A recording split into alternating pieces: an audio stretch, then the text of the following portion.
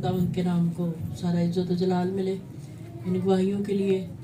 और मैं भी अपनी ज़िंदगी के अंदर गुज़श्ता साल की एक बहुत बड़ी गवाही रखती हूँ। जैसा कि आप सबको पता है कि मेरी तबीयत पिछले दिनों अचानक से ख़राब हुई और फिर जब टेस्ट करवाए गए तो डॉक्टर ने कहा कि हार्ट अटैक है इनको, और मेरा बीपी जो था वो मैं 250 तक निकल गया था।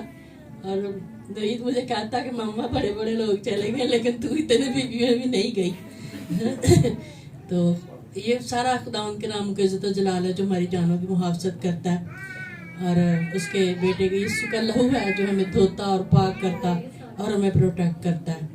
तो इस साल ज़िंदगी बख्शने के लिए और इस साल में ले आने के लिए मेरी जान खुदावंद को मुबारक कहती है कि आज मैं अपने ख़ानदान, अपने घराने, अपने बच्चों के दरमियान सलामत हूँ। और ये खुदावंद के फजल की बदौलत है, क्योंकि अभी मैं नवीद को कहती हूँ कि नवीद बड़े सारे लोग चले गए हैं तो कोई बात नहीं। वो कहता नहीं मामा अभी आपके साल हैं तो आपके टेंशन लेने की ज़रूरत नहीं, जब वक्त आएगा मैं आपको बता दूंगा। मैं पूछती रहती हूँ उससे कि नवीद मुझे बता दे।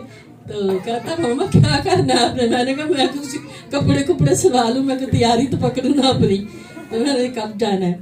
तो ये खुदावंद के नाम को जलाल मिले कि उसने मुझे सलामती दी है और मुमकिन किया कि मैं आज आप सब लोगों के साथ मिलकर इस नए साल की इबादत में शिरकत कर सकूं और उसके नाम की तारीफ को।